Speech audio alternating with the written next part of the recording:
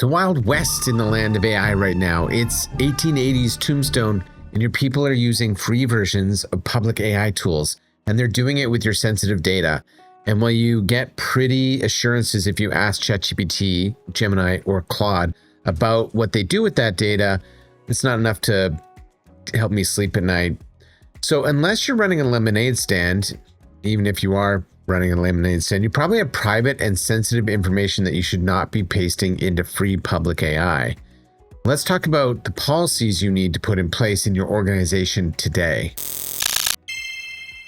So why the urgency? Well, it was the 3-year anniversary of ChatGPT in the first week of December, but if you harken back to 2022, it only took them 2 months to reach 100 million users. That's the fastest adoption of any platform ever, and today it's up over 800 million users daily. Lately, I've been seeing statistics that about 85% of users in business are already using AI daily for tasks. And even if those numbers are off by a bit, I think it's safe to assume that your people are in those little chat boxes. If you watched this channel in the past, you know that I'm a proponent of it. I think your users should be using it, but I do think you want them using it safely. And Lord only knows what happens if people paste your information into one of like Elon's systems, for example. The term for this usage that you're not aware of in your business is shadow AI, and it's probably a term you're going to hear a lot more about. So let's just paint a little scenario here. First of all, you know who loves to use AI is your sales and marketing people. So let's throw them under the bus. Let's imagine that your director of sales wants to do an analysis of the forecast they just got, and they paste all that sales data for the last 2 years into some public tool. Now, I know these tools say that specific data doesn't get used to train, but I'm not entirely convinced. So let's imagine that 2 months later, a competitor of yours comes up to use the same public tool and says, "Give me all the information you have on company XYZ's sales." If you're 100% comfortable that those tools are not going to relay your information to this competitor, then you don't need an AI policy. But if you've got a little healthy skepticism in you like I do, then it's time, and that's why the urgency. So what should be in my policy? Well, there's 7 major sections I think you should have in every AI policy. I'm going to bang through these pretty quickly because I don't want to make this a 30-minute video. Number 1 is scope and rules. You need to decide who's going to be responsible for making the AI rules and who's going to be responsible for monitoring the usage.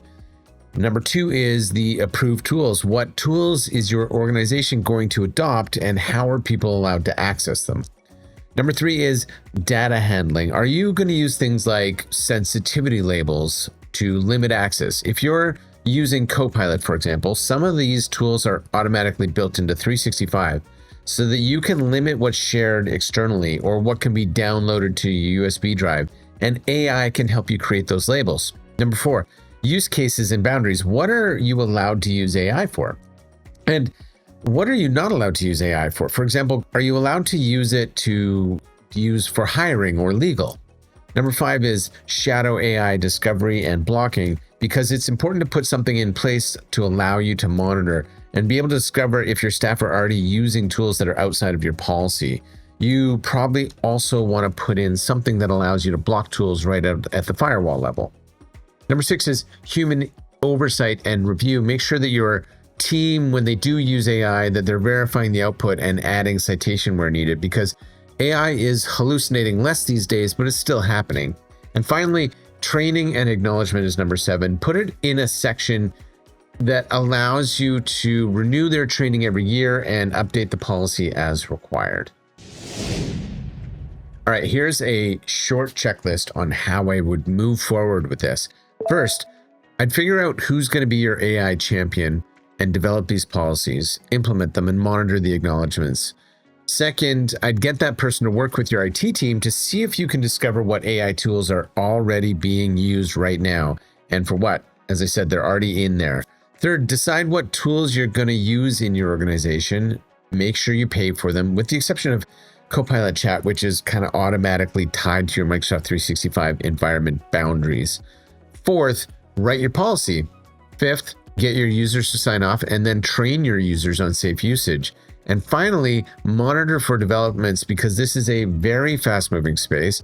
The last 3 years have been an explosion of AI, and it's not going to slow down. I hope that helps you see AI for what it is, helps you think about how to develop a policy and what you could be using it in your space. And I hope that you spend the time to develop a policy to protect yourself and your business in this ever-changing IT landscape. Be adaptive. We'll see you next time.